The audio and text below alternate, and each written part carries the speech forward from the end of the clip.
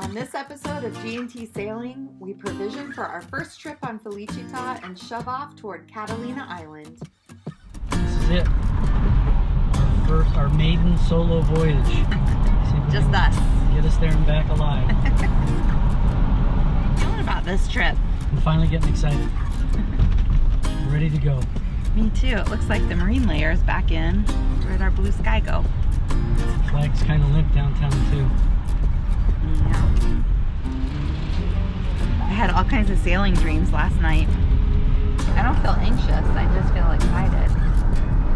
There's just always that like anticipation, you know, before you shove off, just the like, have we thought of everything? Do we have everything?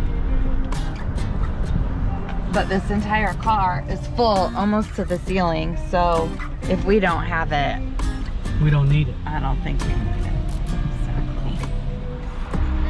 It is very hazy. This is. It's gotta be. There hasn't been any of that all week. Nope. I wonder what this is. I think this has got to be because the wind is starting to back, and this has to be like warm air coming into above cool water. That's my operating theory. Okay, Gretchen, let's switch it back to the news now. I feel like we still have a lot of work though ahead of us before we actually shove off. Then we have to go fuel up, fill up our water tanks, pump out. We have quite a few things left to do. We loaded up a couple of dock carts and got everything onto the boat. One of the things I'm finding to be so true about this cruising life is that everything is so much easier and frankly better with a partner.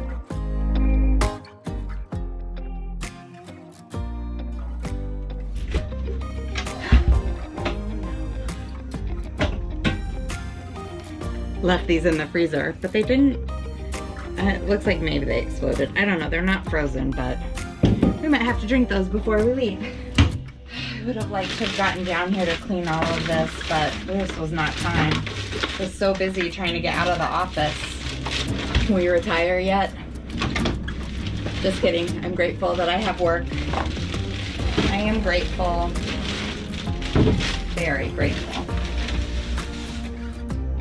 Totally taking advantage of just being able to have it open, because as soon as we start sailing we have to be very careful about how open we have things.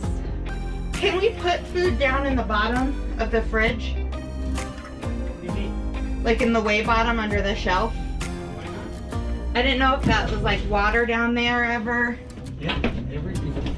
I mean, obviously if there's going to be water, it's going to drain down through there. Yeah.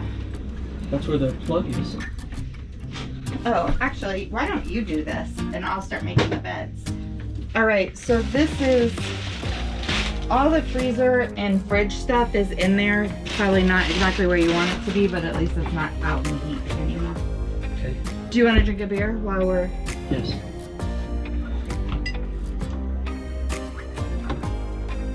Oh, so good. Okay. Okay. Now for a game of Twister, trying to make this bed.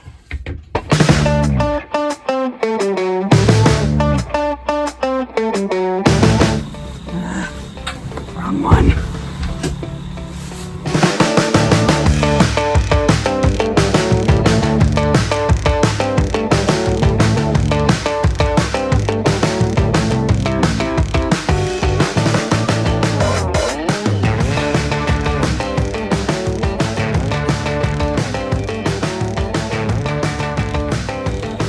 One down, one to go. Okay, so I am in the aft berth making this bed as well, and you might be asking, why are you making two beds when there's just you and Tim on the boat? Here's why. Because the person who's off watch is going to be sleeping in this berth, and here's why. Right above the camera is a porthole that opens right up to the cockpit, and then this hatch opens up to the cockpit, so we can have these open, and whoever's on watch, if they need the person who is off watch to come up and help with something, it'll be really easy to tell them that they need help. No note to anybody who's ever our guest. When you come visit, you're making your own bed.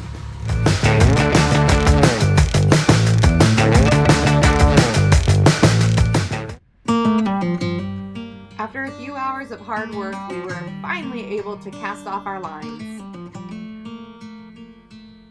To go about a quarter of a mile down to the fuel dock to pump out and fill up our fuel tanks. For those of you land lovers, pumping out means emptying our holding tanks. You know, where you go number 1 and number 2.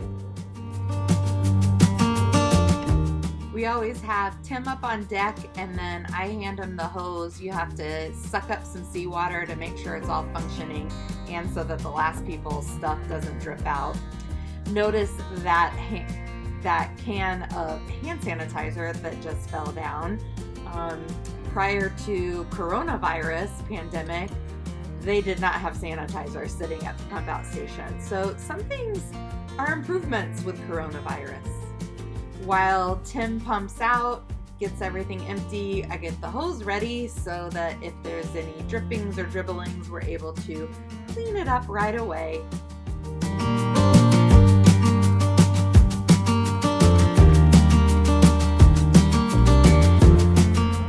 And then we head around to the other side of the dock and get ready to put fuel into our 2 tanks.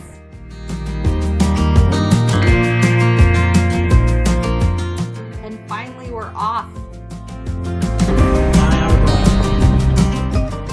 But at this point, we weren't really sure for how long. That fog we'd seen earlier in the day had really rolled in, and true to our respective characters, Tim totally wanted to go for it, and I was feeling a bit more cautious as the fog forecast looked like it was only going to get worse. We agreed we'd head out to the mouth of the bay and take a look. We decided we could anchor at the mouth, ditch out at Mission Bay if conditions got worse, turn back, or carry on to Catalina. Check out our next episode to see what happens.